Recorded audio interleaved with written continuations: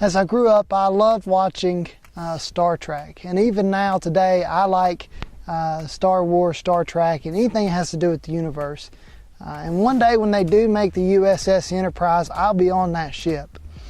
Let me give you some facts about the universe. There are more than 170 billion galaxies in our universe. Many of those galaxies are past the observation of the Hubble telescope. And we have to make a scientific guess based on the number of galaxies that we can see, how many galaxies there are in the universe. Our solar system, the sun, is taking up 99% of our solar system's matter. As essentially as our star is, the sun, to life, it is one of 400 billion in the Milky Way. Launched in 1977, the Voyager 1 and 2 are probes, and they explored the planets that are in our solar system. And as they were exploring it, they also explored the moons. And as they started getting on the outer reaches of our solar system, in 1990, Voyager 1, the camera turned back and it showed this picture right here. And if you look right there in the circle of that picture, you see a blue dot. And that blue speck is what the Voyager captured from about 600 million kilometers away. And that blue speck is planet Earth. Here's what Carl Sagan said about this picture. He said, "From that distance vantage point, the Earth might not seem of any particular interest, but not for us. It's different. Consider again that dot. That's here. That's home. That's us." The only planet in our solar system to have water in all three of its forms, ice, water, and vapor, is planet Earth. Not a single one of the other solar system planets have had that. It's phenomenal when you think about the temperature of water. Water has to stay, drinkable fresh water has to stay between 32 degrees Fahrenheit and 212 degrees Fahrenheit. And water is essential to our life. Over the history of the earth, there's been 106 million people who have existed on the earth. Every day, there's somewhere around 200,000 people who are born. And if you look at the smallest details of the earth, you can see that there are somewhere around 100 million different insect species. And scientists know that we haven't reached and learned all of those species yet. And everywhere you look on earth, you can find beautiful scenes like this one that you see behind me. And I say this, all that to say this. The most complex object that exists in our galaxy, on planet Earth, is the human mind. The human brain, in all of its wonders, has millions of neurons, quadrillions of connection points, and still we as humans know little about this CPU and how it works.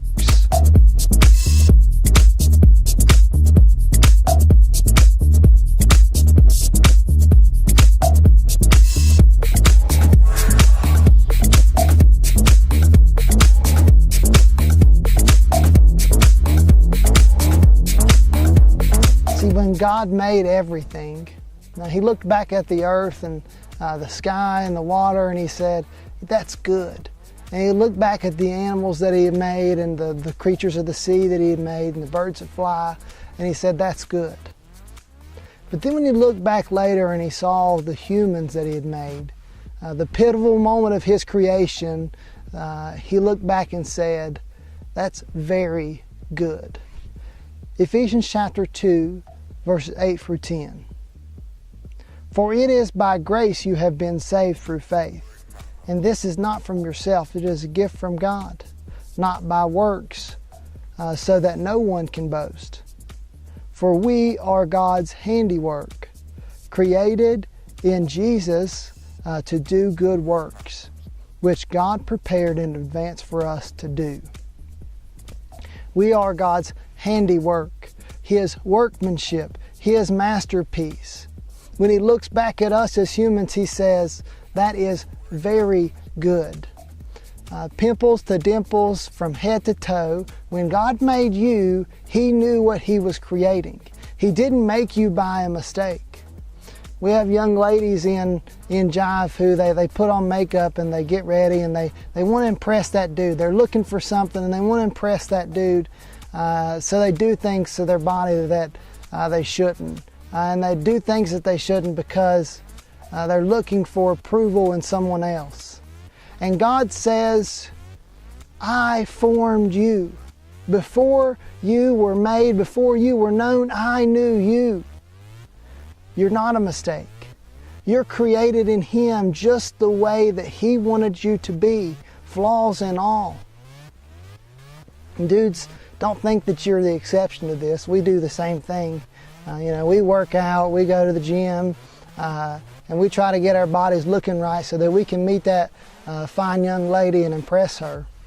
And God says, you know what? I'm already impressed.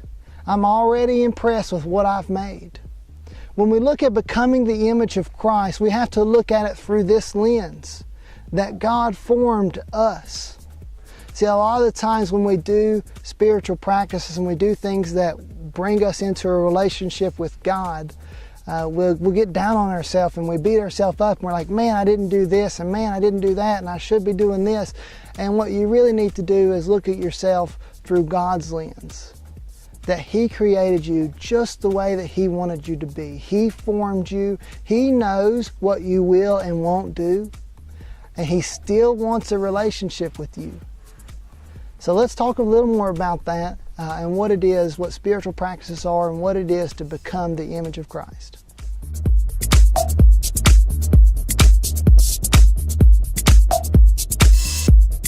Word problems.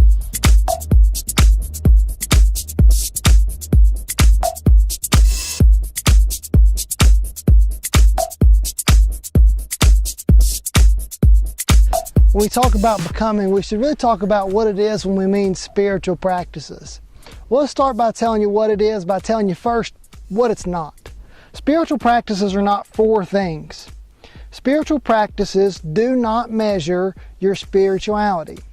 It's a lot like playing basketball. We got a lot of ball players, and anytime that you go and you start practicing layups, you can practice layups and practice layups, but when it comes to a game, if all you've ever practiced is layups, are you going to be good at basketball? No, your team's not going to win. So spiritual practices don't measure your spirituality. They also are maybe not easy at times. It's kind of like if you go to the gym and you work out and there's muscle tearing. To get your muscles to grow, the tissue has to tear so that it can reform and grow. And sometimes when God wants us to do something spiritually and grow with Him in a relationship, sometimes it hurts. But at the same time, it's not always necessarily unpleasant. When God wants us to do something, that sometimes it brings peace and joy and understanding that we've never had before when we do it. And the last thing is spiritual practices and things like prayer and Bible reading that we're going to try to get you to do this month. They are never to earn favor with God. The grace of God comes as a gift, not as a requirement, and you can never do something to earn it. So what is spiritual practices? Let me give you a definition right here. They are activities you can do to work with God to transform you into the image of Christ. So they're activities you do to work with God to transform you into the image of Christ in your own time and place. Two key principles that we're going to use in the Becoming series. We're going to use the KISS principle, and that is keep it simple, stupid. Spiritual practices don't have to be super complex. When we want you to go and read your devotionals or do your prayer journals, they're not super complex. We're not asking you to write a novel. We're just asking you to do something easy. We're going to keep it simple, stupid. And we're going to do stuff that we regularly do. Maybe that is, you get up in the morning and you take a shower every morning. And that time that you take the shower is your time that you really get talking to God, and you just talk to Him as you shower. Something that we do on a regular basis is what spiritual practices are. I lived in Bland all my childhood. And if you leave Bland and you leave on the interstate, either way you go, you have to go through a tunnel. And I remember that in these tunnels, you would drive, and one of the challenges that people would give you is that if you could hold your breath all the way from one end to the other, you'd get good luck, right? And I never believed in luck, but here's the thing. I grew up with two brothers, and I knew that if something was challenging me, I was going to rise to that challenge. So we would do this all the time. We would go through the tunnel holding our breaths. And about a quarter of the way through, you're doing good. You're like, man, I'm good, and I'm built up, and my lungs are awesome, and I'm amazing, and I'm going to do this. About halfway through, you're like, dang it, tourist, get out of the way. I am trying to get through the tunnel. Go back to Ohio. And then about 3/4 of the way, you're thinking, you're tapping on the steering wheel, you're tapping your foot on the floor, thinking, don't think about breathing, don't think about breathing, don't think about breathing. And then you get right there to the end, and then you start, I'm going to fake breathe. Move your stomach in and out so that you fool your body to think that you're breathing, but you're not. And you get to the end, and when you get to the end, you get in this big burst of air, and it feels so good to your body. Because air is necessity to us. And when you go through a period of time without it, and then you get it, it is amazing. Here's the thing. For Christians, I don't know that we think that a relationship with God is necessary. All we need is His grace. It's just like going through the tunnel, where you will get to the end when you are building a relationship with God, and it is like a deep breath of fresh air. And you'll say, man, this is awesome. This is what I needed. A lot of Christians won't ever get to the end of the tunnel, and we don't want that to be our Jive students. So we're going to talk about becoming the image of Christ this week. And we're going to leave you with 4 questions that we want you to answer every single day this week to kind of get you in the mode of evaluating your life and seeing where you are with God. And the 4 questions are this. What went well this week? What went poorly? What gifts did I receive? And what needs healing?